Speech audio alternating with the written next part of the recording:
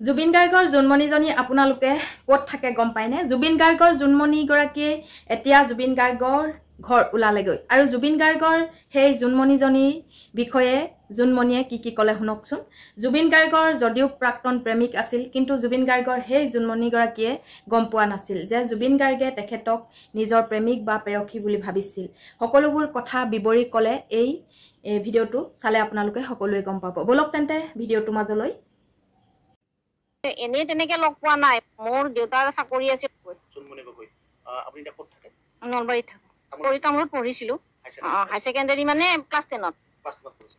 তামোলপুৰত জুবিনৰ লগত।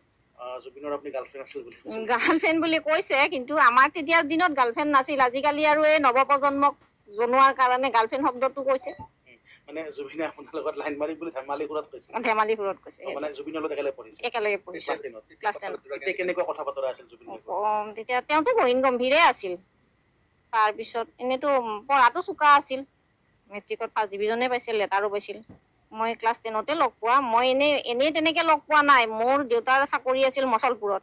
মচলপুৰৰ পৰা আমি ট্ৰেন্সফাৰ হৈ আহি তামোলপুৰ পাওঁ। মই ক্লাছ 10ত তেতিয়া। তাৰপিছত মোৰ সংস্কৃত আছিল আৰু বুৰঞ্জী আছিল। তেওঁৰ আছিল এডভান্স আৰু সংস্কৃত জুবিনৰ। এতিয়া সংস্কৃতৰ ক্লাছটো তাৰমানে দুইটা ছেকশ্যনতে একেলগে হয়। মই বি ছেকশ্যনত, এ ছেকশ্যনত। এই তেনেকেই লগ পোৱা, ক্লাছতে লগ পাওঁ। আৰু সম্পৰ্ক এনেই বেয়া নাছিল আৰু ভালে আছিল। এনে মাত বোল কৰিছিল, আহিলা গলো, সেইবিলাকে শব্দ আৰু বেলেগ কথা পাতি পোৱা নাই। নাই নাই, একো কোৱা নাই। তেওঁৰ বা কিমান, তেওঁতো ৰোল নম্বৰ ক্লাছত 1 নে 2 আছিল। তেওঁতো ক্লাছ 9তে আহিছে নহয়। ক্লাছত 9ত আহিলে তেওঁ বছৰীয়া পৰীক্ষা দিছে। দিলে তেওঁৰ ৰোল নম্বৰ 1 নে 2 আছে। মইতো ক্লাছ 10ত আহিছো। মই বি ছেকশ্যনত পঢ়িছো। মোৰ ৰোল নম্বৰ বেছি আছিল, 65 মান কিবা আছিল। কিন্তু মেট্ৰিকত আপোনাৰ এই যিটো এডমিটত কিন্তু মোৰ 224 নম্বৰ আছিল।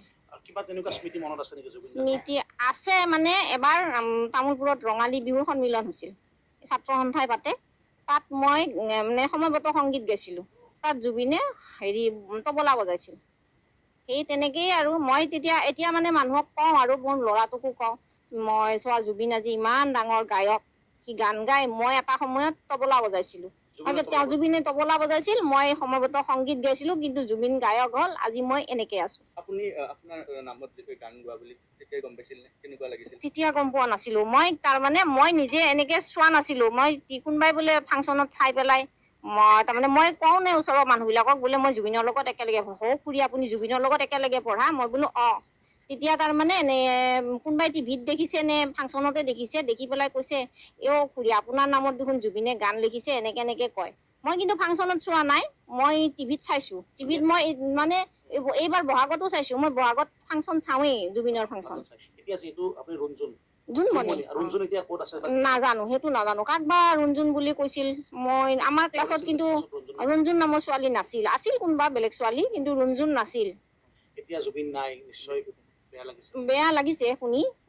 বেয়াটো লাগিবই। তেওঁতো যোৱাৰ সময় হোৱা নাছিল, গ'ল আৰু কি কৰিব। এতিয়া ধৰকচোন, যোনে ষড়যন্ত্ৰ কৰি তেওঁক মাৰিলে, তেওঁতো এনে মৰা নাই, ষড়যন্ত্ৰ কৰিয়ে মাৰিছে।